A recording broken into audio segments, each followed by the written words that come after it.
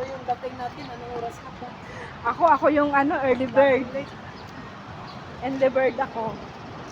Maagang maaga pa ako dyan eh. Kasi 7:30 nag-ano na ako. Hindi, kasi Abang. namalagi pa ako eh. Malayo kasi ako eh. Kaya 7:30 ano na. May love yung araw. Oo.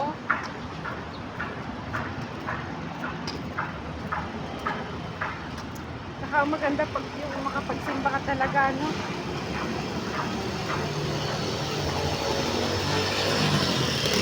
Hello guys! Pauwi na ako. Hindi ko na natapos yung Sunday school. Kasi may pasok pa. Ito ang aking friend, oh. May check out daw siya sa Azure. Yan. Puro kami mga busy sa trabaho. Sa Azure ka pa uwi, sis? Ah, okay. Okay, bye-bye.